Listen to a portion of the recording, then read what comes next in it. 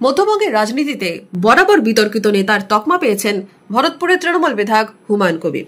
2025-এর ডিসেম্বরে তৃণমূলের সাথে ফের সম্পর্ক ইতি। পদত্যাগ করবেন বিধায়ক পদ থেকে। পরতে পরতে সাসপেন্স আর নাটকীয়তায় মোড়া হুমায়ুন এপিসোড নিয়েই আবারও সরগরম মুর্শিদাবাদ। 4 ডিসেম্বর বহরমপুর স্টেডিয়ামে মুখ্যমন্ত্রীর জনসভায় এসে শুনলেন দল সাসপেন্ড করেছে তাকে। মুহূর্তেই 360 ডিগ্রি ঘুরে দিলেন মুখ্যমন্ত্রী তথা তৃণমূল সুপ্রিমো মমতা বন্দ্যোপাধ্যায়কে প্রাক্তন করার চ্যালেঞ্জ। গোটা পশ্চিম বাংলায় মুখ্যমন্ত্রীকে এক্স মুখ্যমন্ত্রী করার জন্য আমি 135টা আসনে লড়াই করব। হুমায়ুন সাফ জানিয়েছেন 22 ডিসেম্বর নতুন দল করবেন, বিধায়ক পদ থেকেও পদত্যাগ করবেন। হুমায়ুন কবিরের রাজনৈতিক ইতিহাসও দীর্ঘ। জানেন কি সেই ইতিহাস? এক ঝলকে হুমায়ুন কবিরের রাজনৈতিক ক্যারিয়ার। 2020-এর 6 আগস্ট বহরমপুর টেক্সটাইল মোড়ে দ্বিতীয়বারের জন্য তৃণমূলের পতাকা ধরেছিলেন হুমায়ুন কবির। 20 থেকে 25 টানা রয়েছেন তৃণমূলে। 2021-এর বিধানসভা ভোট থেকে 2024-এর লোকসভা বারবার বিতর্কে জড়িয়েছেন হুমায়ুন কবির। মুর্শিদাবাদের রাজনীতিতে বর্ণময় হুমায়ুন। রেজিনগরের কংগ্রেস দল থেকে রাজনীতিতে উত্থান। মুর্শিদাবাদ জেলা পরিষদ সদস্যও হন। অধীর চৌধুরীর অনুগামী হিসেবেই পরিচিত ছিলেন একসময়। 2011 সালে রেজিনগর থেকে কংগ্রেসের টিকিটে বিধায়ক হন। তারপর কংগ্রেসের সঙ্গে দূরত্ব বাড়ে।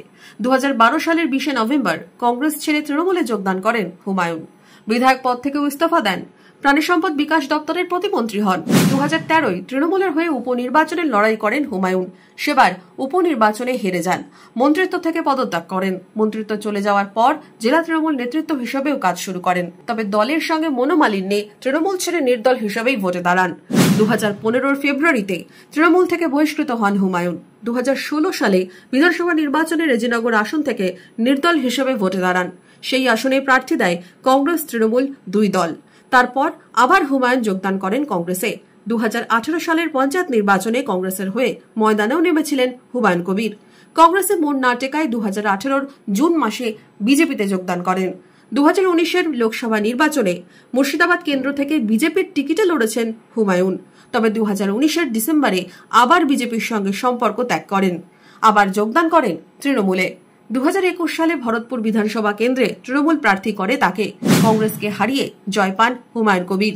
2025-এর ডিসেম্বরে ফের তৃণমূলের সঙ্গে সম্পর্কের জবনিকা পতন। বিধায়ক পদ থেকে ইস্তফা দেবেন, ডিসেম্বরেই নতুন দল করবেন, 2 আসনে ভোটেও দাঁড়াবেন। ফের চ্যালেঞ্জ ছুড়েছেন হুমায়ুন কবির। বছর শেষের আগে হুমায়ুন এপিসোড কোন দিকে মোড় নেবে? বাড়ছে suspense. Bureau report, imagine community media.